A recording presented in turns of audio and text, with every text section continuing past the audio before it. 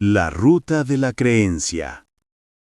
Durante mucho tiempo creí que lo que me alteraba era el mundo, las personas, las situaciones, las circunstancias. Hoy sé que no es así. Todo comienza con algo muy simple, casi invisible, un estímulo. Un estímulo es cualquier cosa que entra en contacto conmigo.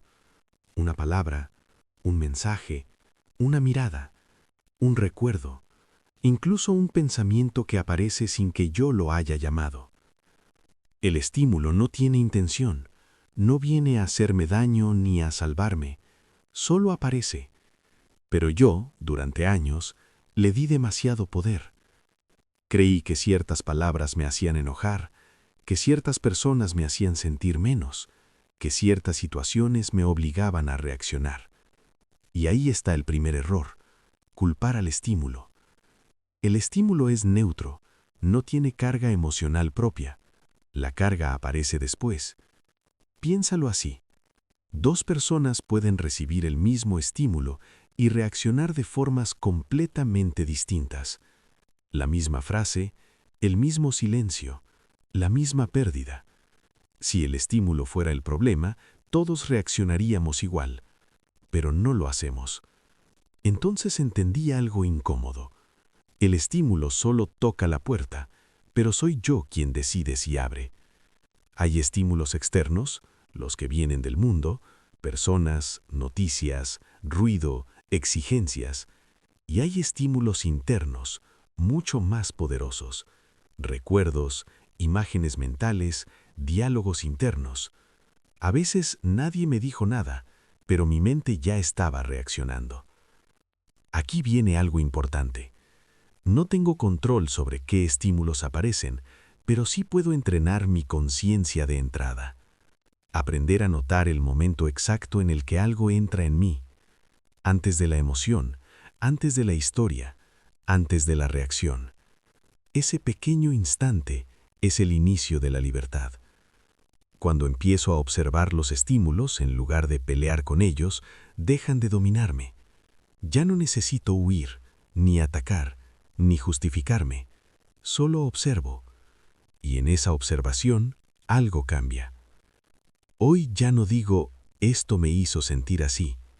Hoy digo, esto entró, y ahora voy a ver qué hago con ello.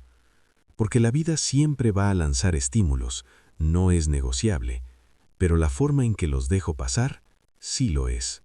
Si el estímulo fue la puerta, la emoción es lo primero que cruza. Y lo hace rápido, muy rápido.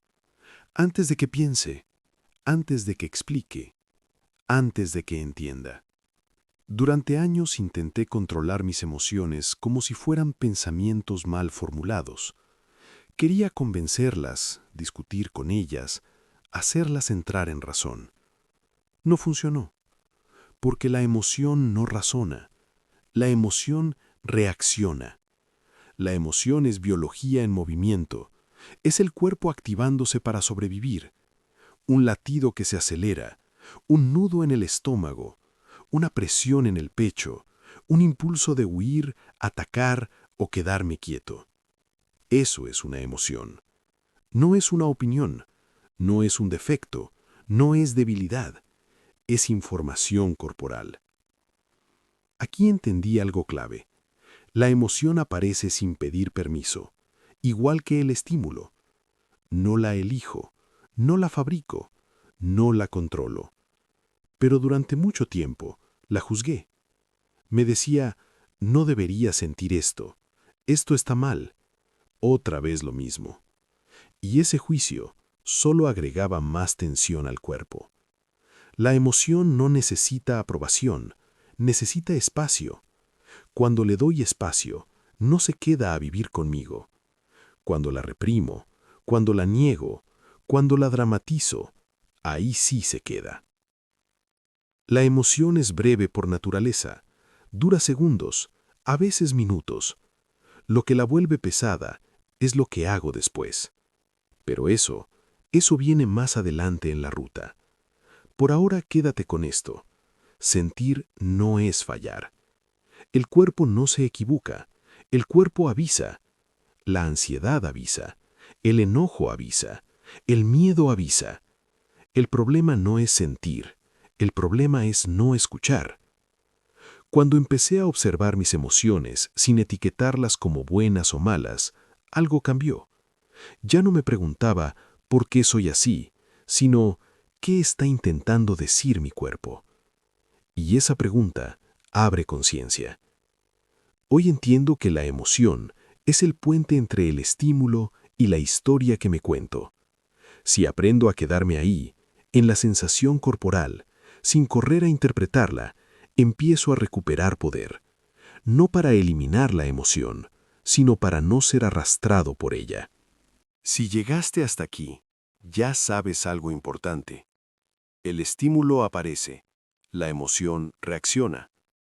Pero nada de eso define todavía quién soy ni cómo voy a vivir lo que me pasa. Lo que realmente lo define viene ahora, la interpretación.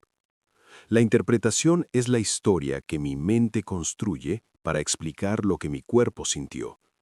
Y casi nunca es nueva. Yo no interpreto desde el presente, interpreto desde mi pasado, desde lo que aprendí, desde lo que me dijeron, desde lo que repetí tantas veces que terminó pareciendo verdad. Ahí nacen las creencias, no como ideas abstractas, sino como explicaciones emocionales que alguna vez me ayudaron a sobrevivir. Si siento esto, significa que, cuando pasa esto, siempre, yo soy el tipo de persona que... Ese diálogo interno no describe la realidad, la filtra. Aquí entendí algo incómodo. No veo la realidad como es, la veo como aprendí a verla. Dos personas pueden sentir miedo, pero una interpreta, esto es peligro, y otra, esto es un reto. La emoción es la misma, la creencia no. La interpretación convierte una sensación en identidad, y cuando no la cuestiono, se vuelve automática. La mayoría de mis conflictos no vienen de lo que pasó, sino de la historia que activé sin darme cuenta. Y mientras esa historia no se revisa, se repite, una y otra vez. Aquí está el punto de poder. No puedo evitar sentir, pero sí puedo observar cómo interpreto. No para pelear con la mente, sino para preguntarle, ¿esto es un hecho o es una creencia? ¿Esto es el presente o es una memoria disfrazada? Cuando hago esa pausa, la creencia se debilita. Y cuando una creencia se debilita, aparece espacio. La interpretación no se cambia con pensamiento positivo, se cambia con conciencia, con la capacidad de mirar una idea y no confundirme con ella. Ese es el verdadero giro interno. Porque cuando cambio la interpretación, no cambio lo que pasó, cambio lo que eso significa para mí. Y eso lo cambia todo. La emoción fue rápida. La interpretación le dio forma. Pero el sentimiento es lo que se queda. El sentimiento nace cuando una emoción se sostiene en el tiempo por una historia que sigo repitiendo.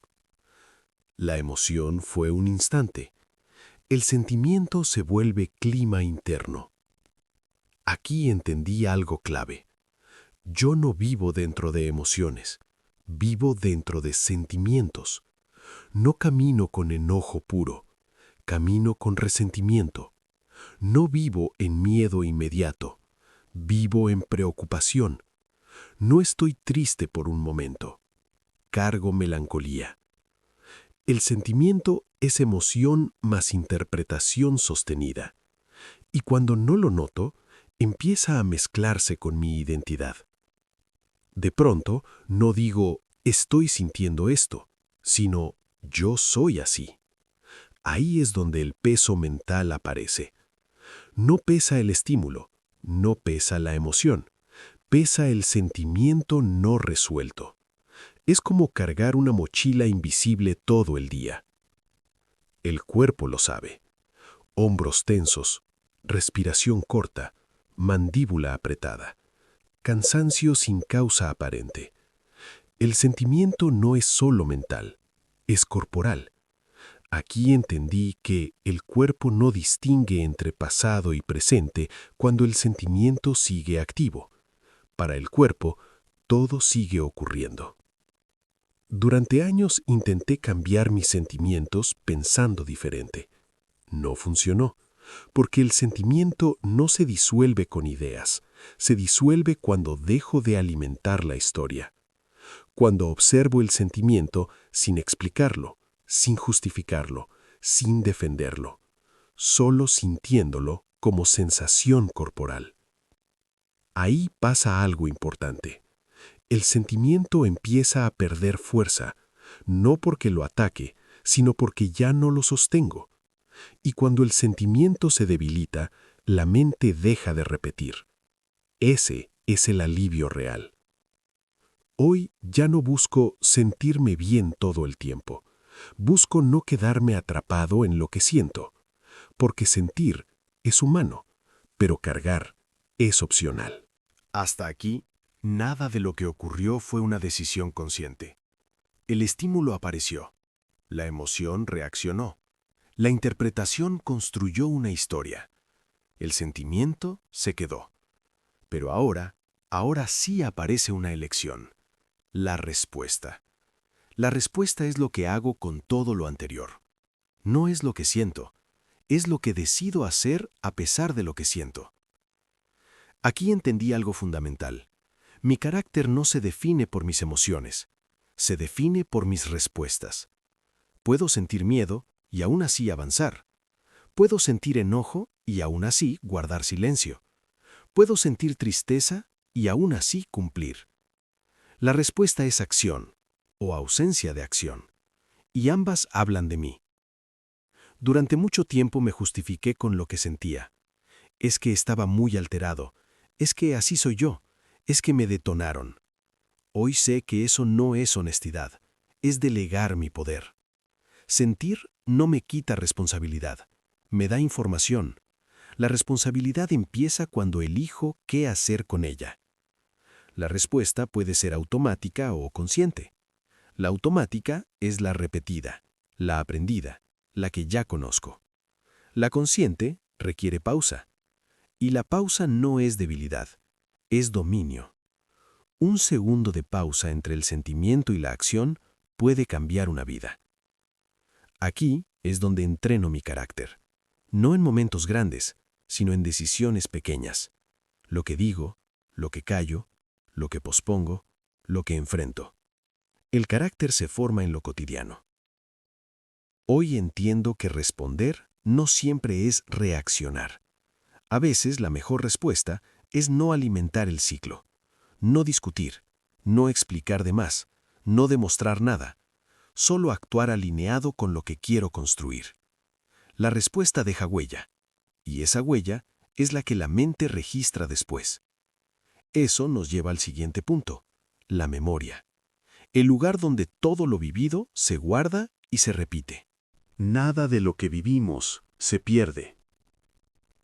Pero no todo se guarda igual. La memoria no archiva los hechos, archiva la experiencia emocional. No recuerda exactamente qué pasó. Recuerda cómo me sentí y qué hice con eso. Aquí entendí por qué repito patrones, aunque jure que no quiero hacerlo. No es falta de voluntad, es familiaridad.